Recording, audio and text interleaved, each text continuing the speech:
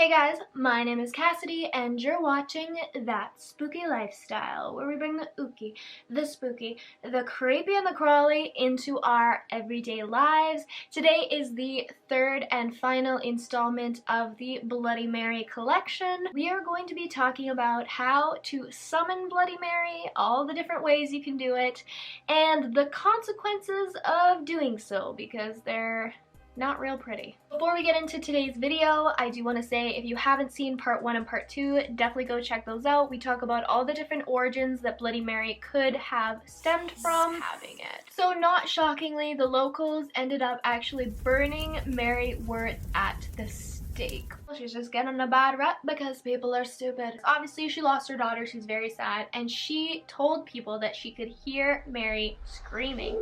She told this is your only warning. We are going to be talking about some gory, spooky topics, so if you stick around, it's your own damn fault. So the first way that we're going to talk about how you can summon Bloody Mary is called Hail Mary. With this Hail Mary version, you're supposed to go into a bathroom and turn off the lights. It's kind of going to be a common theme that we're going to see. And you're supposed to say Hail Mary 7 times. After the 3rd time, the mirror is supposed to turn all red. And then once you reach the 7th and final Hail Mary, you're supposed to see this kind of morphed, blurry, evil figure in the mirror. Some people say that you're seeing Bloody Mary, and other people suggest that you're seeing actually Satan. I don't know, I'm just gonna call it like Bloody Mary version 2 because there's, there's tons of versions we're going to be talking about today. So in this version, you go into a mirror. In this version, you go into a room with a handheld mirror. Now, the room needs to be dark. There needs to be some light so you can still see. Lots of people suggest bringing a candle with you. You start chanting Bloody Mary, and you have to say it 13 times in this version. You need to start out as a whisper, like Bloody Mary, Bloody Mary, Bloody Mary, and you have to get louder and louder. And as you're saying Bloody Mary, you should start to spin. And so it starts off very quiet, and then by the 13th Bloody Mary, you should almost be yelling or screaming. After you say the 13th Bloody Mary, you will see her face appear in the handheld mirror. The next Bloody Mary version we're going to talk about, you actually need 2 people for this version. You need someone inside the bathroom and someone outside the bathroom. You turn off all the lights in the bathroom, you light 2 candles and an incense stick for protection. The incense is supposed to kind of help protect you from any evil or malevolent spirits you could be calling upon. So this kind of ritual spell to call upon Bloody Mary has to happen exactly at midnight. One person is supposed to go into the bathroom alone and close the door with all the lights off, just the candles and the incense, and you're supposed to chant this kind of prayer or spell of protection before you start. It says, "For thine protection I now pray, let all evil turn away, protect me night, protect me day, and keep misfortune well at bay." Just a little protection spell in case anything happens to show up. Once the chant is complete, you have to stare in the mirror for at least 1 minute. I think someone outside could time it for you.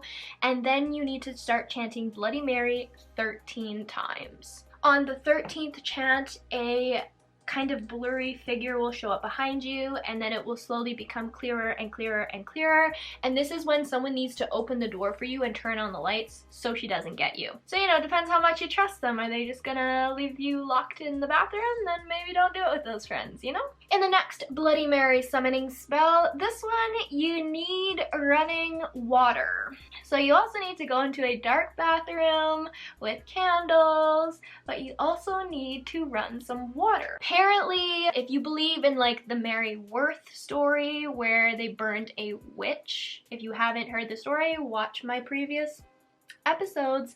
Apparently running water is the last thing Mary Worth heard before she was burned at the stake, which is why it has some significance in the Bloody Mary summoning. So this is said to help kind of call upon Bloody Mary. So what you're supposed to do is spin around 3 times and then look in the mirror and say Bloody Mary 3 times. Then supposedly your face is kind of supposed to deform or morph into the face of Bloody Mary. So keep in mind there are also different chants associated with the Bloody Mary legend. You can obviously say Bloody Mary, this is said 3 times or 13 times depending on what version you're looking at. So some people also chant, "I believe in Mary Worth," again, kind of referring back to the witch that we talked about in the last episode. There's also "Bloody Mary, I stole your baby," and "Bloody Mary, I killed your baby." So this kind of refers to Queen Mary, how she had that kind of ghost baby, and then the ghost baby didn't appear. So that's supposed to kind of reference that, and again, help kind of bring her or summon her,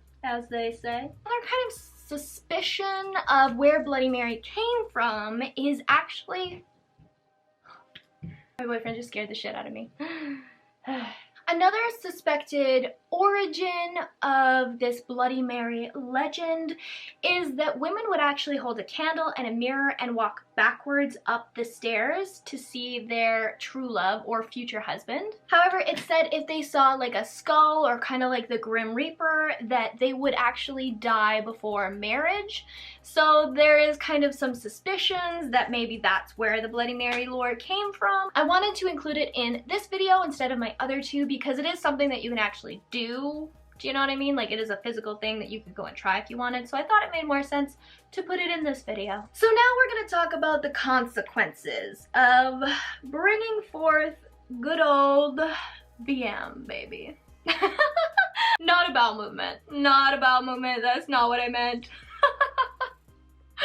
Love that for me. Love that. Ah, shit. In some legends, when Bloody Mary appears, she will disfigure you, she'll cut you up, she'll cut your face, or you'll just have kind of like scratch marks all over your body. In other versions, she actually drags you into the mirror, and there are some cultures, I believe maybe in Japan, I can't remember exactly, where they believe that like inside mirrors is actually like another realm, or like if there's a lore that there's legends in another realm. But the mirror people in the mirror are supposed to kind of be like demons, so that kind of ties into why Bloody Mary would try to take you through the mirror. It's also said that if you stay in the bathroom too long, she will drive you mad, she'll make you go crazy, or in some legends you just drop dead.